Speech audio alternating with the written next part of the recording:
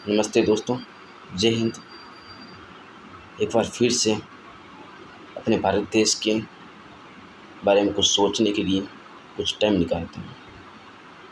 आज दो खबरें हैं मेरे पास आपको देने के लिए, एक बुरी और एक अच्छी। चलो पहले बुरी खबर ही बता देता हूँ, अच्छी खबर के लिए थोड़ा देर रहिएगा। बुरी खबर ये है, ईरान और इजराइल दोनों के बीच में युद्ध शुरू हो चुका है और ये एकमात्र युद्ध नहीं है, ये तीसरा विश्व युद्ध है जिसकी आंच में कई देश आने वाले हैं। ईरान तो एकदम साफ तौर पे समझ चुका है कि उसका दुश्मन कौन है। इजराइल ओनली फॉर एक मोहरा है, मेन जिसका हाथ है वो है अमेरिका, और ईरान वो समझ चुका है। अब ईरान एक साथ दोनों पे कुछ ना कुछ कार्रवाई करेगा। इजराइल पे तो उसने अटैक शुरू कर दिए हैं, जैसा कि आप लोग समाचारों में देख रहे हो। भयंकर हमला, इमारतें सब ध्वस्त कर दिए हैं, और उसने धमकी दी है कि अगर उसको परेशान किया या उसको ताकत बनने से किसी ने रोका तो वो पीछे नहीं हटेगा। वो ईंट का जवाब पत्थर से देना जानता है और उसने दिखा दिया है।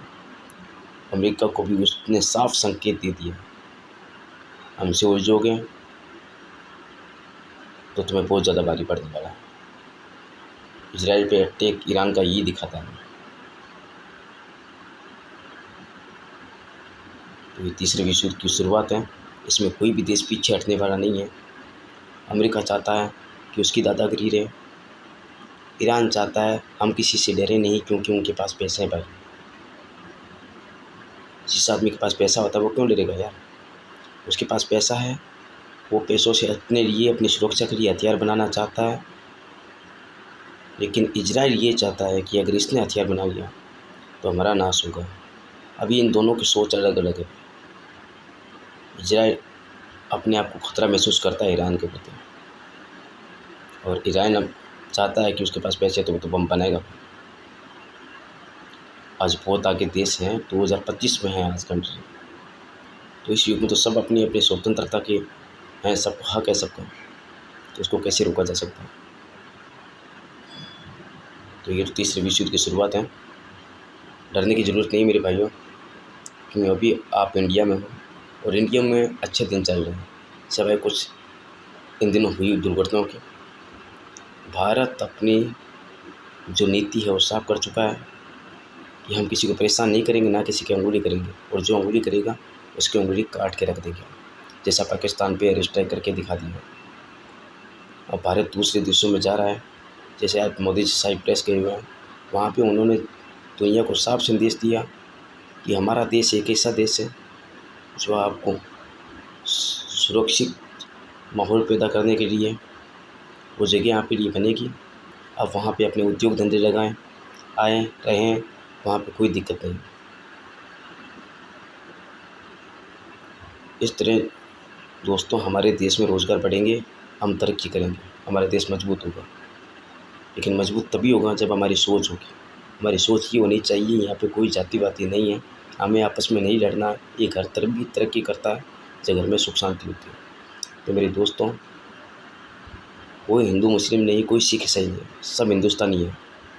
और मोदी जी की इस कदम के साथ हम सबको मिलकर चलना चाहिए, तभी हमारा देश इस युद्ध की स्थिति में, इस तीसरे विश्व युद्ध की स्थिति में सुरक्षित रहेगा। अगर लड़ते रहेंगे तो मरना पड़ेगा। और जैसे यहाँ पे मिसाइलें फूट रही ना, टीवी में देखो, तुम समाचार में देख लो एक बार, वो अपने घर पे भी गिरी गए। तुम लोग क्या समझते हो? जैसे चल रहा है वैसा चल रहा है, खा रहे पी रहे हैं, मज़े कर रहे हैं, दारू पी लिए, शाम को एंजॉय कर लिया, हो गया। ऐसा नहीं होने वाला है। युद्ध तीसरा विश्व युद्ध ही है, इसमें कभी भी हमें भी शामिल होना पड़ सकता है। इसलिए ये लड़ाई झगड़े यहीं ख़त्म, और मोदी जी के साथ में, मतलब देश के साथ में, देश जो चाह रहा है अभी, जिसकी ज़रूरत है भारत को, यहाँ की एकता की ज़रूरत है, तो हम सब मिलकर देंगे। मैं तो इसमें साथ हूँ मोदी जी के। आप जितने भी लोग हों, मेरी आपसे गुजारिश है, आप भी देश की सहयोग, जो भी काम हो रहा है देश में, उसमें सहयोग प्रदान करें, ताकि आपके दिल में भी एक संतुष्टि हो कि आपने जो किया बहुत अच्छा किया। बाद में इसका पछतावा नहीं होना चाहिए। हम नहीं चाहते उनकी तरह हमारे देश में भी ऐसी मिसाइलें फटें। तो मिसाइल फटती है, कितने लोग मरते हैं, थोड़ा गौर कीजिए इस पर। हम भी इस चपेट में आ सकते हैं।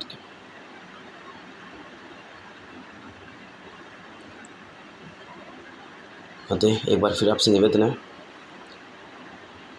देश में कोई भी लड़ाई झगड़ा द्वेष ना फैलाएं, एकता को तोड़ने की कोशिश कोई भी ना करे।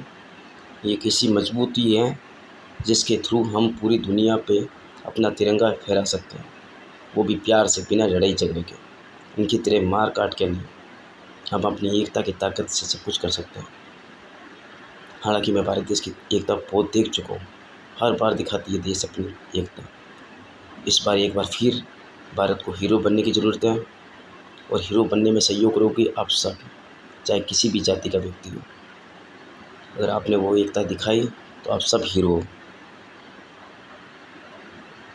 वो किसी जाति का नहीं, वो भारत का हीरो है, और वो दिखाएगा दुनिया को कि हम शांति से सब कुछ कर सकते हैं और शांति से तिरंगे को ऊंचा कर सकते हैं। हम कभी खून खराबा नहीं चाहते हैं, खून खराबा बहुत देखा है।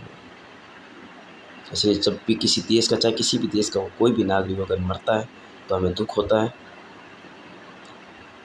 और हम नहीं चाहते हैं कोई भी मरे। हम युद्ध के पक्ष में बिल्कुल भी नहीं हैं।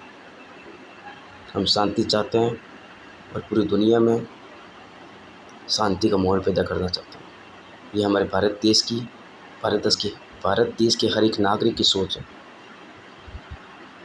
फिर से दोस्तों एक बार जय हिंद, जय भारत।